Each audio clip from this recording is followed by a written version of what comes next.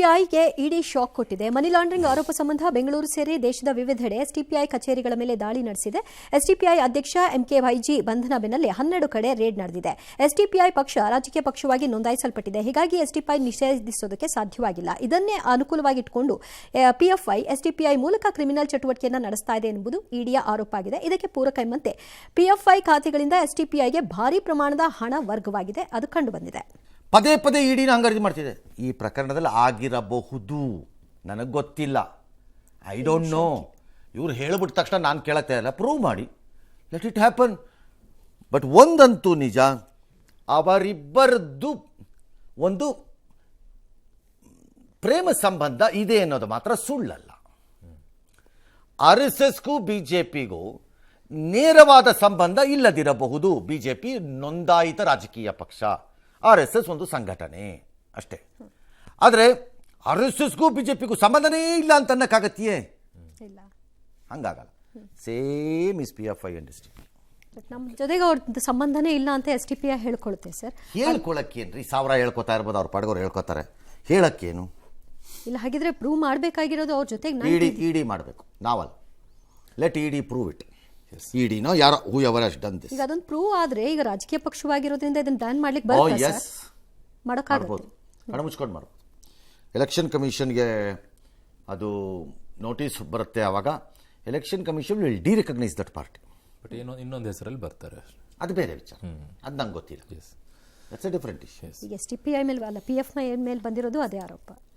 ಇನ್ಯಾರ ಜೊತೆಗೋ ಸೇರ್ಕೊಂಡ್ರು ಅಂತ.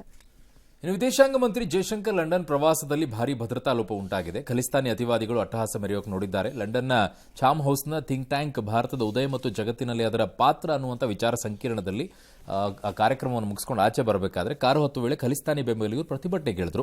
ಒಬ್ಬನಂತೂ ವಿದೇಶಾಂಗ ಮಂತ್ರಿ ಕಾರಿನ ಬಳಿ ಧಾವಿಸಿದ, ಭಾರತ ಧ್ವಜವನ್ನು ಅಲ್ಲಿ ಹರಿದು ಹಾಕಿದ, ನಿಂದನಾತ್ಮಕವಾದಂಥ ಘೋಷಣೆಯನ್ನು ಕೂಗಿದ.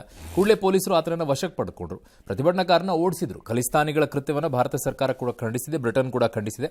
ಈ ಮಧ್ಯೆ ಕುಂಭಮೇಳದಲ್ಲಿ ದಾಳಿಗೆ ಸಂಚು ರೂಪಿಸಿದ ಆರೋಪದ ಮೇರೆಗೆ ಶಂಕಿತ ಭಯೋತ್ಪಾದಕನನ್ನು UP ಪೊಲೀಸರು ಬಂಧಿಸಿದ್ದಾರೆ. ಅವನು ಬಬ್ಬರ್ ಖಲ್ಸಾದ ಅಂಗಸಂಸ್ಥೆಯಲ್ಲಿ ಕೆಲಸ ಮಾಡ್ತಾ ಇದ್ದಂತೆ, ಲಾಜರ್ ಮಸೀಹ್ ಅಂತ ಪೊಲೀಸರು ವಿಚಾರಣೆ ಒಳಪಡಿಸಿದ್ದಾರೆ. ಈಗ ನಮ್ಮ ದೇಶದಲ್ಲಿ ಆ ಥರದ ಏನಾದರೂ ಗಣ್ಯರು ಹೋದಂಥ ಸಂದರ್ಭದಲ್ಲಿ ಅವರಿಗೆ ವಿಶೇಷ ಭದ್ರತೆಗಳು ದೇಶದಲ್ಲೂ ಹಾಗೇ ಇಲ್ಲ ಅಂತೇನು ಹೇಳಬೇಡಿ. ಆಗಿಲ್ವಾ?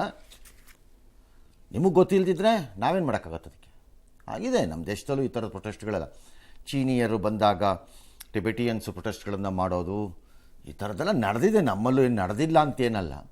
ಅದು ಆಯಾಯ ದೇಶಗಳ ಕರ್ತವ್ಯ ಮತ್ತು ಕೆಲಸ, ಅದನ್ನು ಯಾವ ಹಂತದವರೆಗೆ ಬಿಡಬಹುದು ಅನ್ನೋದನ್ನು ಅದು ಅವ್ರು ಮಾಡ್ಕೋಬೇಕಾ ಕೆಲಸ. ನಾವೇನು ಮಾಡೋಕ್ಕಾಗತ್ತೆ ಅದಕ್ಕೆ?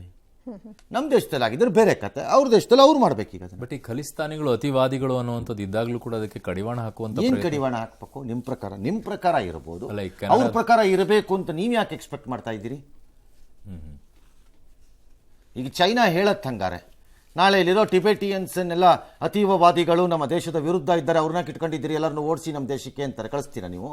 ನೀವು ಹೆಂಗೆ ನೋಡ್ತೀರಿ ಟಿಬೆಟನ್ನ? That's how it is.